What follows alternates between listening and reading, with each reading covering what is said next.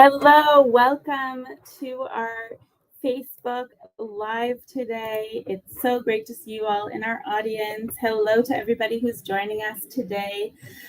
Today we will be speaking about new historical records on MyHeritage.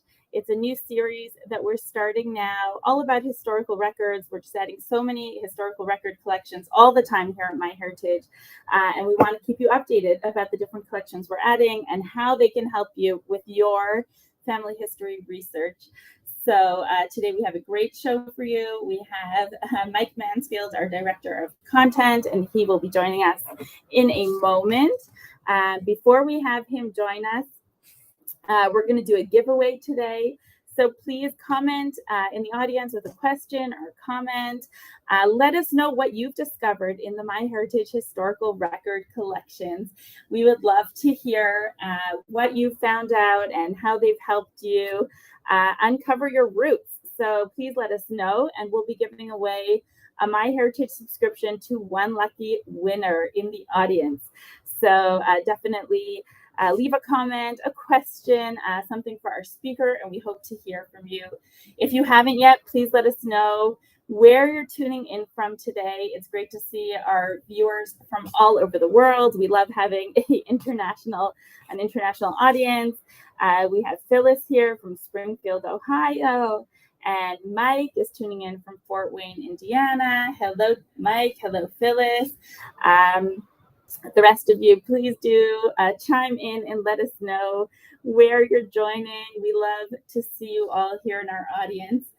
So I'll take this opportunity to bring Mike onto the screen, and Mike's going to be joining us every month to tell us about the historical record collections. So he can give you a little bit of background about the collections we've added and how they'll help you. Let's bring him onto the screen now. One moment. We'll unmute him and bring him on to say hello to everybody. Hello, Mike. How are you? Good. How are you, Esther? Doing well, doing well. So in addition to hearing from you, we get to give away a MyHeritage subscription to one lucky viewer. So it's a good day. Absolutely. So should I bring up your slides? Do you want to take it away? Yeah, let's jump right in. Okay, one moment. Let's get your slides up. Here we go. There we go. So I'll leave you to it. Thank you very much. Yeah, thank you for the introduction, Esther. Again, I'm Mike Mansfield. I've been with MyHeritage for coming up on 10 years this October, so an exciting anniversary for me. The agenda for today will go as follows. We're going to focus on 7 collections. This was a bit of a hard task, as Esther and I were planning this series along with Miko, who will be presenting every second week opposite of me. There were easily 30 or 40 collections just from the last month or so that I could have selected, and that would be too much of a whirlwind tour, I felt. So we're going to discuss these. And along the way, we're also going to look at some research techniques. So even if your family maybe isn't from one of these locations, I hope you'll still be able to learn some other tools and techniques along the way, especially a segment I'll do on how to find the newspapers from these obituary indexes as just one example. And with that, let's jump right in. The first collection we're going to talk about is a Missouri deaths. This is a death index with certificates from 1961 to 1970. So I'm going to come over to Chrome, where I'm already logged into MyHeritage with my account. And very often I'll be going to the collection catalog to find a collection like this. If I could type properly, Missouri deaths, and part of the title, for example, and it should come right up. So this was published just under a month ago, May 21st, 1.7 million records. A collection like this is whenever we can get the original certificates, which we're working very hard to bring to MyHeritage in great abundance, and this is a wonderful example. Whenever we get these certificates, we definitely want to take the extra time and look at what else we can find on the certificate that's not in the index. And as you'll see here, when I enter this search, let's look for a Charles A. Hunt, and he was born in about 1878. So what you'll see, and this is very common throughout all the websites really that you're using for genealogical research, it's very rare that you find an index that has everything that's on the image. So here's the example record I wanted to show us, this Charles A. Hunt, and we can click in and see more information about this record. But again, this is just the data we have in the index. We definitely want to take a moment and look at the actual certificate and see what else we can find. For example, this index doesn't have a birth date. We have an age at death from which we computed a estimated birth year. And when on MyHeritage you see us writing circa, this word that means about, this is us giving you an indication that this is an inferred or a computed value. But here on their certificate, if I zoom in, you'll see right here, we get the full date of birth as June 5th, 1878. And that's tremendous, right? This may be one of the only documents you could find that has the actual birth date of this individual. I don't believe Missouri started keeping birth records robustly until a few decades, even after 1878. Other information here, we get his type of occupation. He was a farmer. His father and mother are listed in the index, but we get other information here, such as who the informant was. Unfortunately, it doesn't tell us how this Forrest Hunt is related to our Charles Hunt, but a clue that we can add to our research nonetheless. You know, perhaps it's a brother, maybe a child, could be even someone like an uncle, although he's quite aged, 86. Most likely a sibling, a cousin, perhaps a child. Although here in field 14, we see that they put none in the name of husband or wife. No, I'm not sure if this means that this gentleman had been married and that his wife had previously passed away, or if this gentleman had never been married at all. Other wonderful information we get is the name of the rest home where he was residing and how long he was there before he passed away. And down here at the very bottom, some wonderful information as well about the date and place of his burial here in Grandview Cemetery there in Albany County, Missouri. So a really nice example of a record with all sorts of wonderful information from the original certificate. That is Missouri deaths. Again, a very large collection, wonderful death certificates. If you have relatives or family that you're hunting through Missouri in this time period, you definitely want to take a look at that one. The next one I want to highlight is an update that we've done to a collection of New York State deaths. This is an index-only collection. It has, let's see, I didn't type it right then. Let's just go to here. And here it is, New York State deaths, 1957 to 1972. And as you see here in the catalog, we were saying that this was updated. And just last week, we added the years of 1971 and 1972 to this index. An example that I want to show you here is, let's search for this lady, Agnes B. Miller, born in about 1905. We'll go ahead and hit search. And here's our example record. So here we have Mrs. Agnes Miller. We get the gender, again, circa, saying that we've computed or inferred her birth year. We do get her age of death, a file number. These death certificates are not available with this collection, but those are projects that we're continuously working on. Now, one may say, you know, Mike, I'm very familiar with the Social Security Death Index. In fact, when I first started doing genealogy in the 1990s, the Social Security Death Index was one of the main go-to collections for genealogists. It had been published on CD-ROM and then went online several decades ago. And so when we look at the Social Security Death Index, we can think, well, we have a whole bunch of deaths here. Do we need yet another death record? This one from the year of 1958. Well, it's important to point out or remember that the Social Security Death Index is known to have only about 50% of the deaths in the United States from 1962 to 1971, meaning till about 1971, it's only 50% complete and very, very incomplete prior to 1962. I do believe there are some deaths recorded of particular classes of railroad workers, for example, in the Social Security Death Index prior to that.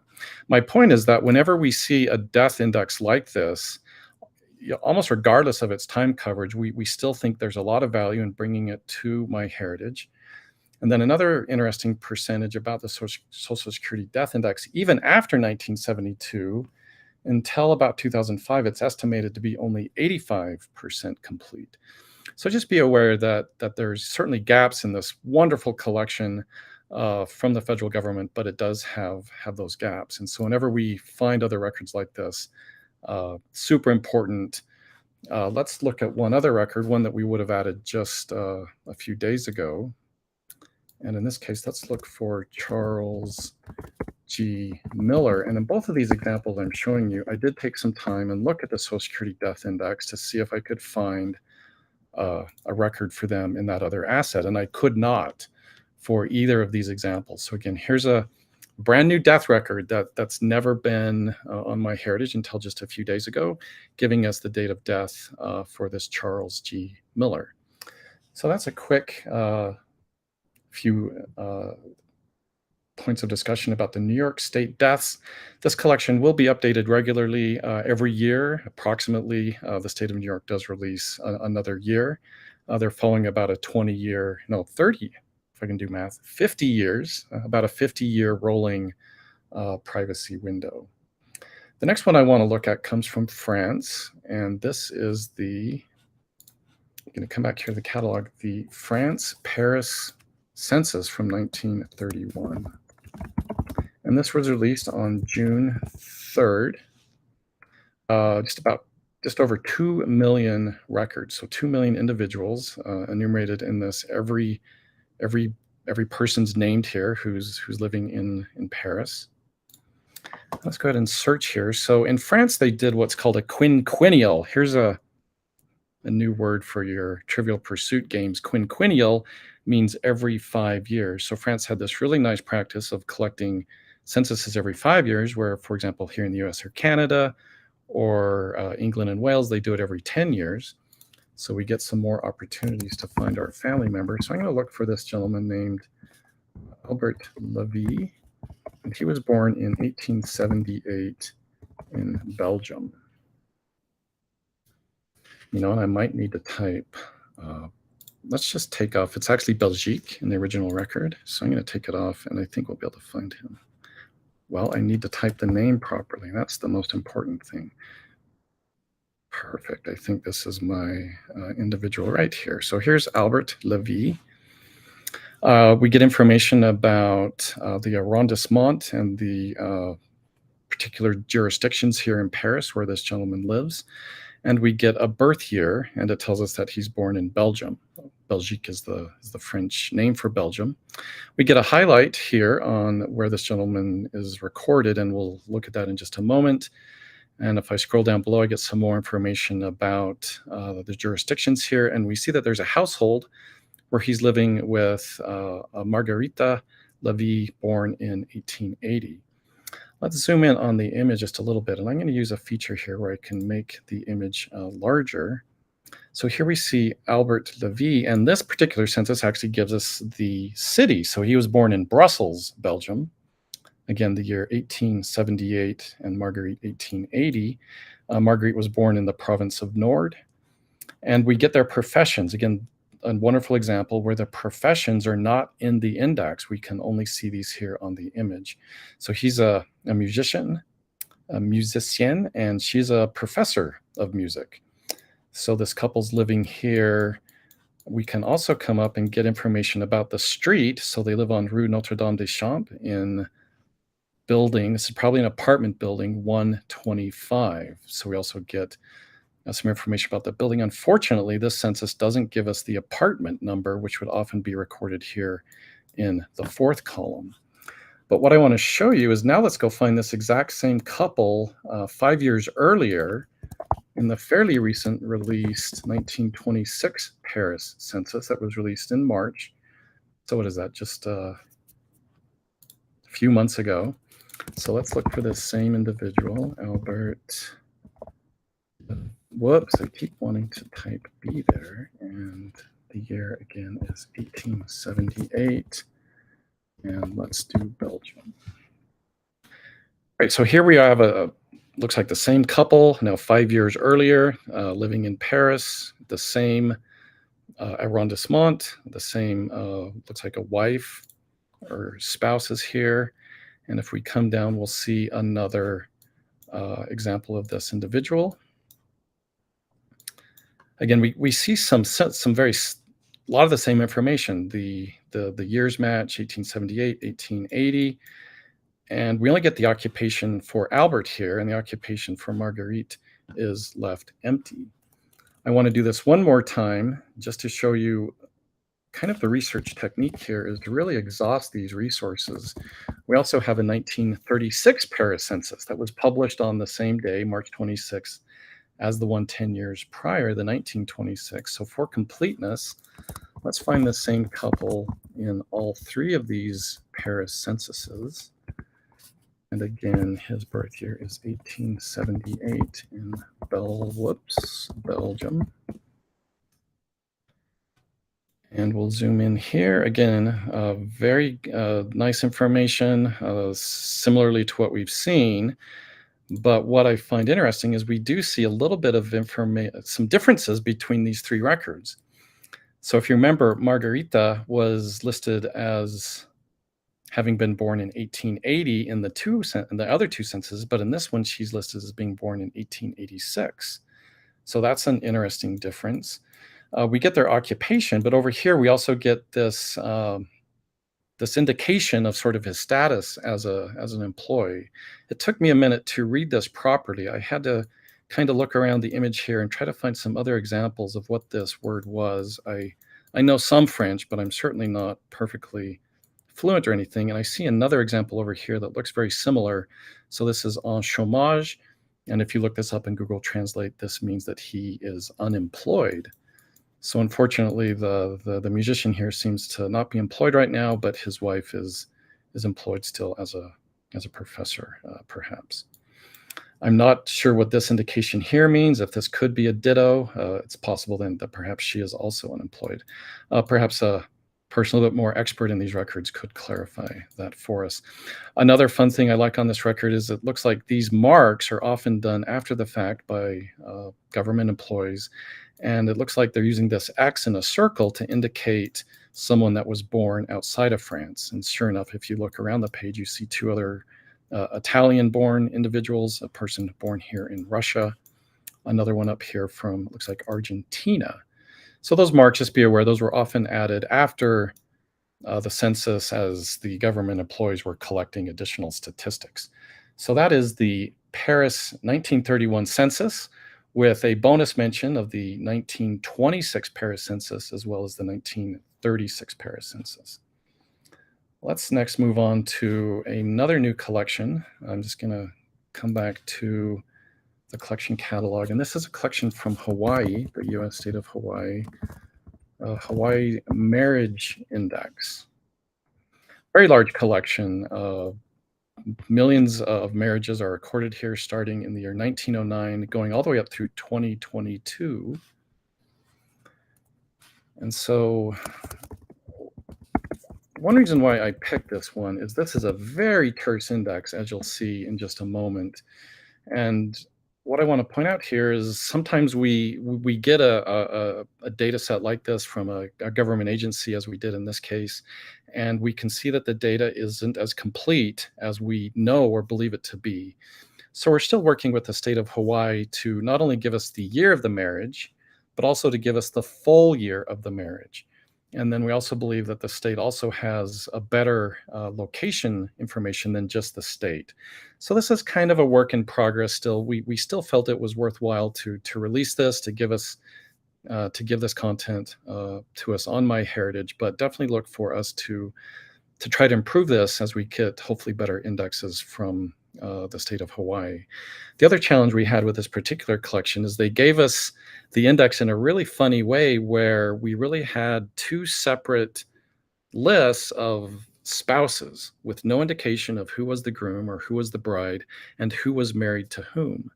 It took some investigation and some clever sleuthing for us to figure out how we could align these marriages so that at least we can present them to you with the groom and brides properly being associated.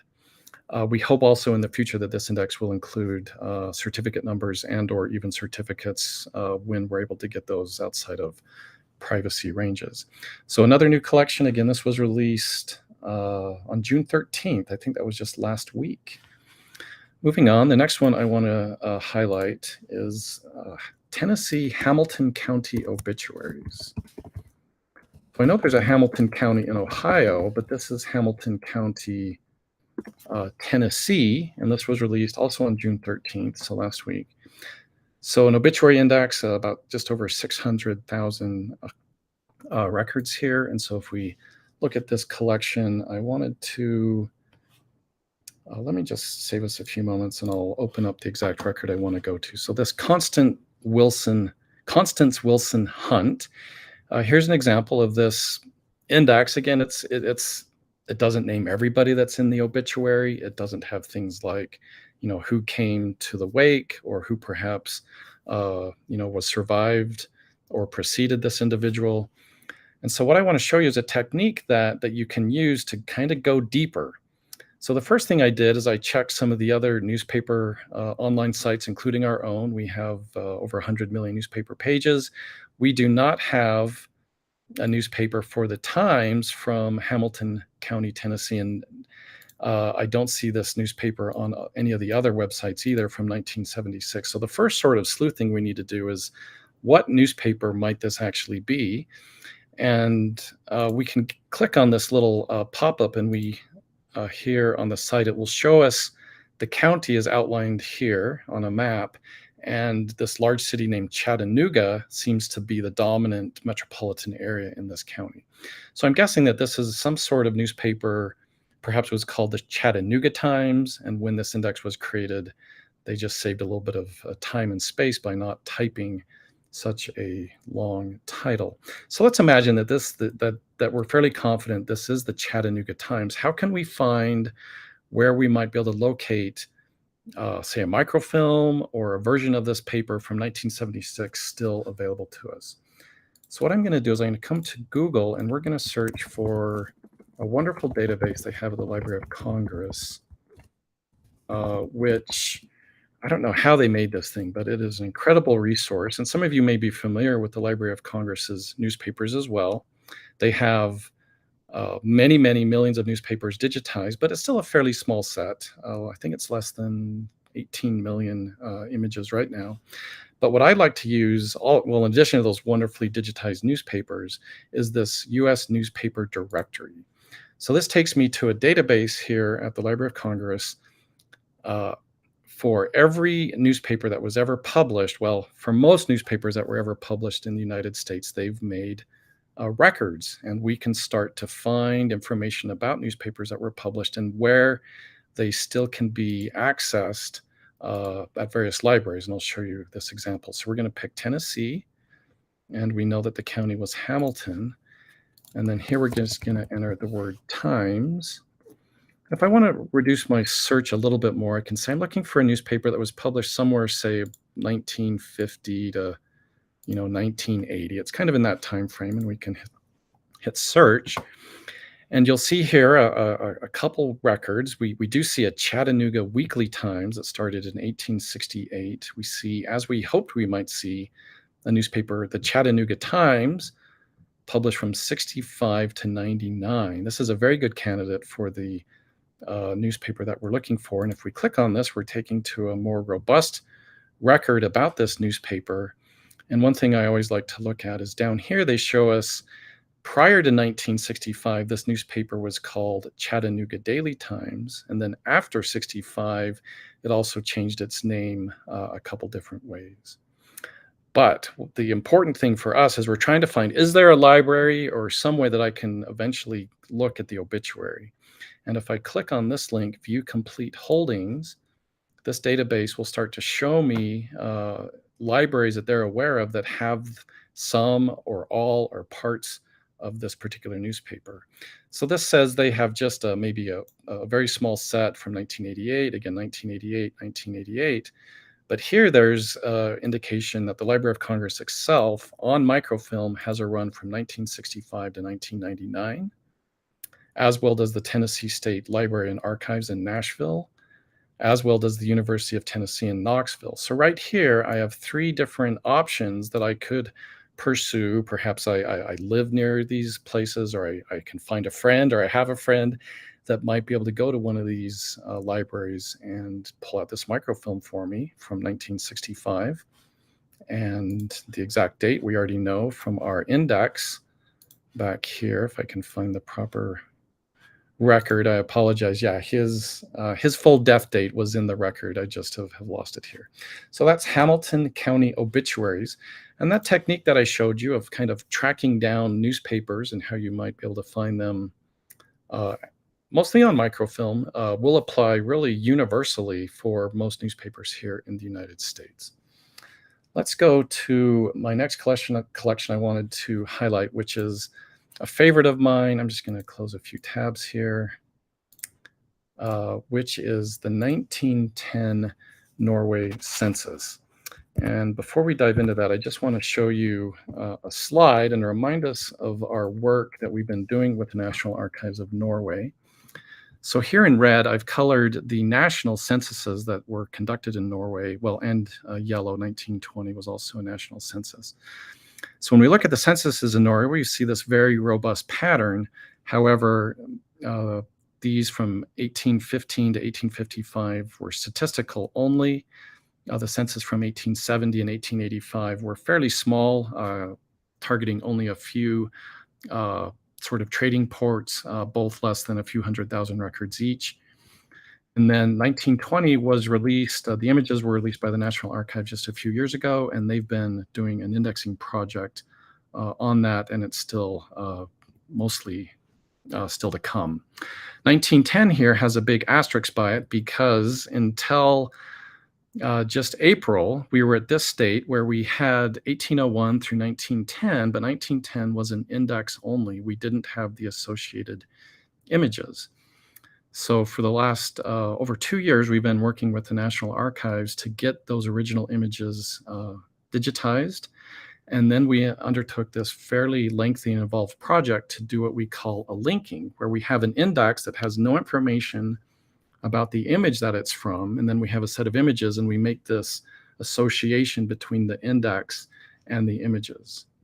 And so now today, instead of saying coming soon, as of April 27th, so again, in I think the last 60 days, we can now update our slide to show that 1910 is a complete index with the associated images.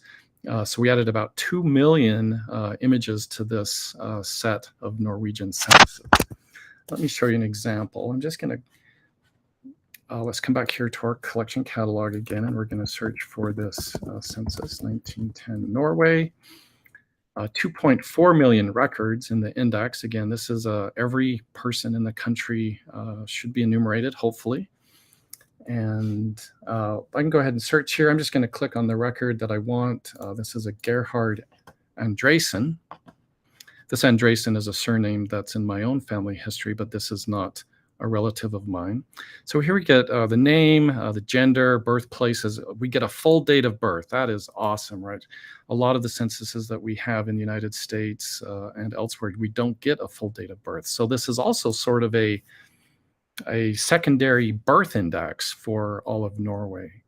And then we get some marital status. He has a wife and a number of children. Information about the census enumeration district, other metadata, but down here is really where the new gold is, and that is these wonderfully scanned full color images. Amazingly clear handwriting here. I find this interesting that by 1910, this family was still using the traditional patronymic naming pattern that had really started to end across Norway even 50 years prior. Another thing to point out about these images is the these images really have a front side and a back side. As you see here, these were distributed as kind of a trifold pamphlet in a way. So imagine that this was initially folded. Here on the right side, we get information about the person's street address and other information regarding their census district. So you definitely want to take a look at that front side or back side. I guess it depends how you count which side is which. I don't know that there's an official front or back. Just be aware that there's two sides to each of these. And then on this side, we get the enumeration of the family. And another nice practice is they issued these census forms, one per family. So we have all of the individuals in a family on the same page. If you do hit something like say a boarding school or a labor camp, you'll often get more of these subsequent pages going beyond 20. Those are fairly rare, but they do exist. And then other information that we get here in the image that we don't have in the index, for example, is the occupation and kind of position in the family. Although we do have those relationships in the index, we don't have these occupations. So that's the 1910 Norway census. Again, the index has been published on MyHeritage for a few years, but just in the last 60 days, we were able to bring the images online as well. The last collection I'm going to discuss was something that Esther and I spoke about, is how can we also take this chance to highlight some collections that we've published maybe a few years ago, maybe a long time ago, but it's something that we think might be overlooked, or maybe we didn't catch it when we first released it. And that collection I want to focus on here is the American Overseas Military Burials Collection, 1917 to 1974. This is an incredible collection about, I think, nearly 300,000 records. These overseas military cemeteries, if you've ever been to one, are incredible. The picture here is one of the larger ones, certainly not the largest, but I think this is in the top 6. This is the cemetery there at Omaha Beach in Normandy in France, kind of made famous by some of the opening scenes of the movie Saving Private Ryan, if you've seen that film. There's actually, I think, about 20 of these military cemeteries that are overseen by a federal agency called the American Battle Monuments Commission. This is an example, I think, from Luxembourg or the Netherlands. This is an example of the American Military Cemetery in the Philippines, in Manila. Very large installations. This one has, I think, well over 14,000 internments in it. Another one from France. And this last one that I have a picture of here is the cemetery in Rome, Italy. So let's look at what we find in a typical record in this collection. And if you've been to one of these cemeteries, most of the headstones contain just the name, perhaps the state where the individual was from, and that's about it. You do get a different shaped headstone if the person was Christian versus Jewish. But the records that we get under this index that was created by the American Battle Monuments Commission give us an incredible level of additional details about his service number. So this is a military service number, what unit he was in, his rank, where he enlisted from, the conflict that he was in. Most of the internments in these cemeteries are from World War I and World War II, Korea, and fewer from Vietnam. And then in this case, we also get examples of the awards that this individual received: a Silver Star, a very high award of gallantry and merit, as well as the Purple Heart. And it gives us his burial here in a Luxembourg American cemetery, the plot, row, and grave number. So when a service member in the American military passed away overseas, the family had a choice to make. They could repatriate his or her remains to the United States for burial, either in a military cemetery here in the United States or at a private cemetery, or they could elect to have their remains interred overseas. Approximately 30% did choose internment of their next of kin or military service member who had passed away in one of these American Battle Monument cemeteries. So just a collection that I've always found very really fascinating to look through and to see, be reminded of the incredible sacrifices. Sorry, I knew this would be hard for me. To be reminded of the sacrifices of our military men and women. And that is my update. And let's bring back Esther. And thank you for your time. It's a pleasure to be with you. Go ahead, Esther. Okay. I'm back. We're just rearranging the screen a little so we get everything sorted here. Thank you so much, Mike. That was really enlightening and fantastic to show off these new collections. I think it just shows how many collections we're adding at such a rapid pace here at MyHeritage. And I definitely learned something new today, quinquennial. Did not know that either. So yeah, thank it's a good you. Yes, fantastic. So we received a lot of comments here in the audience about different discoveries that people have made in different collections. I'm sure everyone now will go and check out these new collections that you let us know about.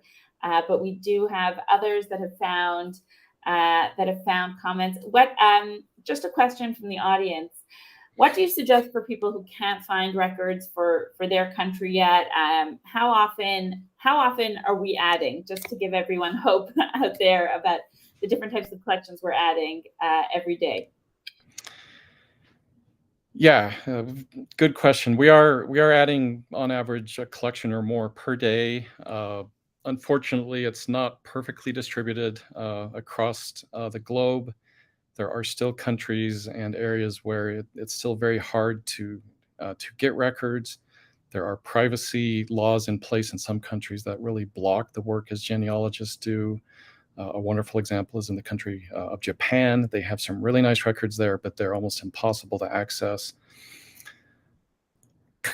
One thing I would recommend is sites like MyHeritage and the other main sites. We're trying to certainly accumulate and disseminate as many records as we can, but definitely look into the state, regional archives, even universities of these places where you're maybe having problems. Like a good example might be Poland. We have some Polish records, but it's only the tiniest tip of the top of the iceberg for what's actually available in Poland.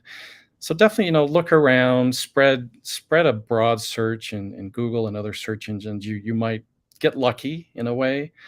But still, the old-fashioned way of finding archives that have the original material, and either perhaps finding a friend or planning a research trip to go there can still pay a lot of dividends in those harder cases.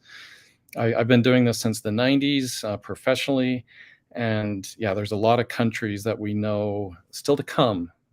Even Germany today is kind of behind many of the others in our ability to get and publish records there, and it's just barely now starting to warm up, and that's a bit surprising for a major industrialized country like Germany with massive population. But it just goes to show that this is not a rare problem, and we're working constantly. But this will be measured in decades, if not centuries, to get really awesome records from everywhere. Lots more to come on MyHeritage, and these sessions, of course, there to keep you all in the know about all the new records that we're adding. So today's just the first installment. For anyone who just joined us now, you'll be able to rewatch today's session on the MyHeritage Facebook page under the video section. And in 2 weeks' time, we'll be having our second installment. And we're so excited to be doing these sessions to keep you up to date with all the new historical records. Of course, we can't discuss every collection that we've added, like Mike said, but we will definitely be highlighting some of our favorites, some of the interesting collections, some of the ones that we think can really help you with your research. So now let's give away a MyHeritage Complete Plan to one lucky winner in the audience. So today our winner is Mike Gibbs, and Mike wrote to us and in the audience, and he said, I found my great-great-grandmother's marriage date of August 22nd, 1861 in the Illinois marriage records on MyHeritage. So fantastic, Mike. Please message us to claim your prize, and we will give that to you. And thank you everyone for joining us. Thank you, Mike, so much for this overview, and we'll see you next month. Have a good afternoon. Bye, everybody.